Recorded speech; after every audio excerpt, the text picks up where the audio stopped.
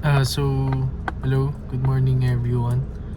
I would like to present to you my RE portfolio. So, this is the introduction. Then, I am Andre Alan Aratinado, and I'm already 22 years old, and I'm currently living at Cavite.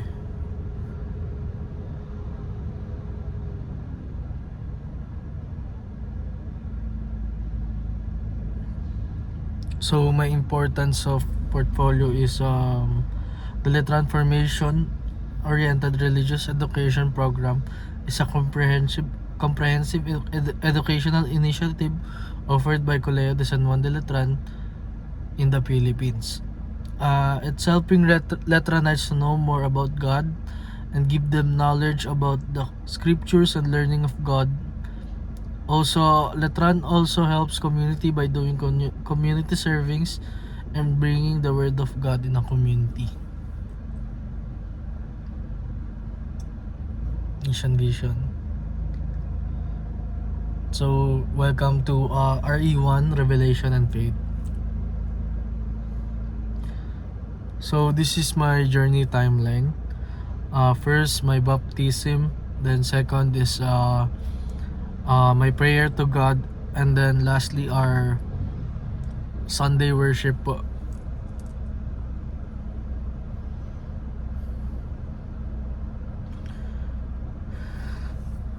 Then, learning summary content sa Module 3 is this module presents 5 essential truths about God and the Almighty Father, emphasizing that He is the Creator who gives life and forms of humanity in His image, the Provider who continually sustains and cares for creation, and the Redeemer whose mercy offers salvation.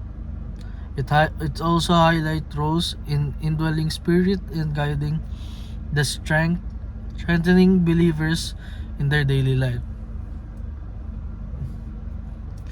Next is learning summary content. It focuses sa pagtanggap natin kay God, and also na-highlight din ito yung baptism natin.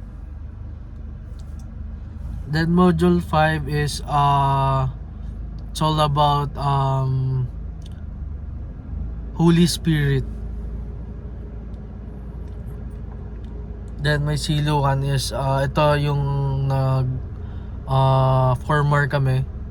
Here's my pictures about during formar. Then ito yung Tatak Dominicano checklist namin. Dito natetest yung pagka-Dominica namin. Then ito yung Benedicere task namin is ito yung 4 pillars na i-include namin sa daily lives namin. So ito yung study ko. Then this is the community. Here's the apostolate. And lastly, the prayer po. Ito po yung sharing namin. Then this is my mastery quiz.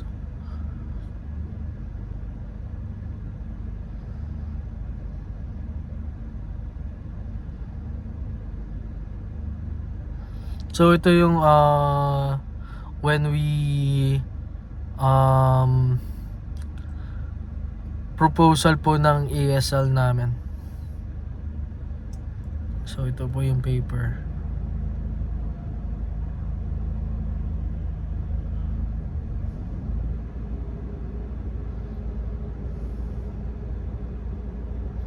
And this is my love letter to God.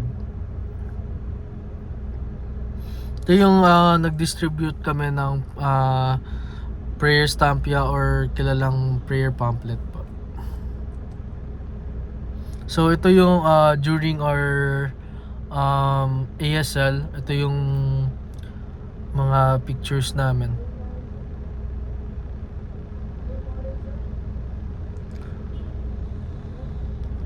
Then this is my personal reflection on the during our ASL. And this is my nilalatranista.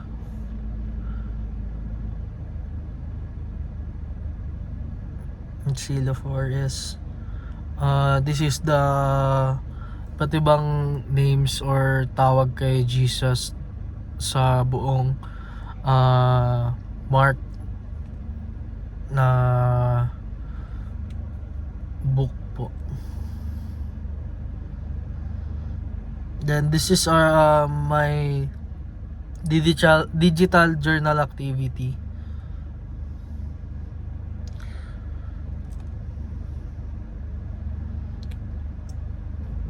So here's our podcast about baptism. And this is my mastery quiz. Then nilalatranista. Then Silo 5 is ito yung we made a song about Holy Spirit.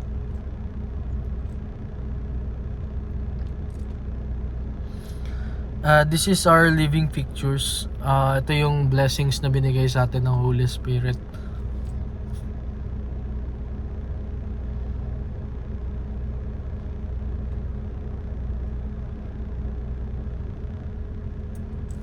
So dito nagtatapos yung presentation ko. Then there's a question for me. What is my significant learning experience in each module that has made an impact as a Letranite, as a member of my family, church, and society? Sa first module is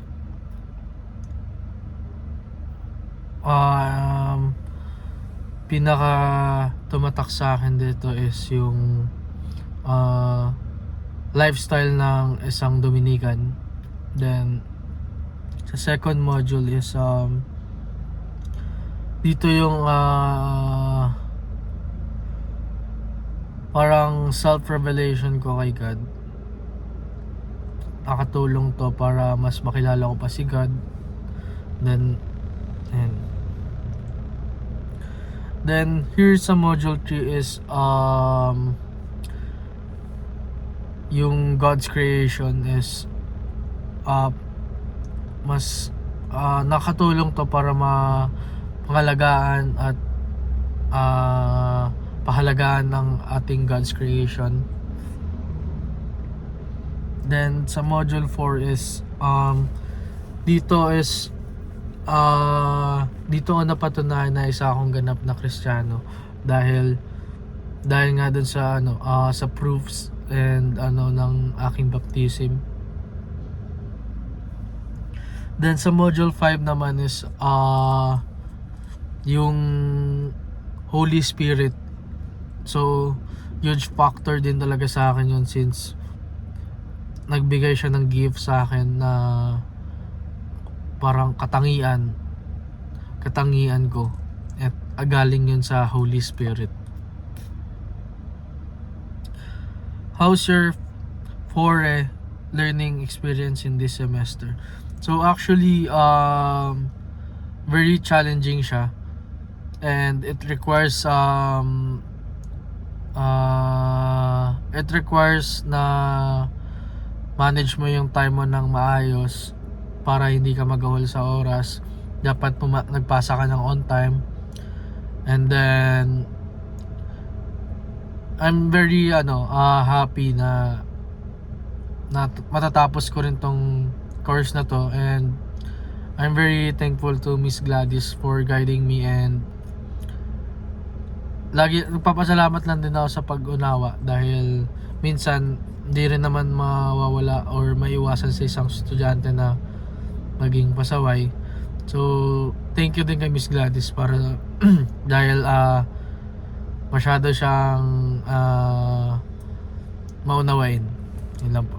Thank you po.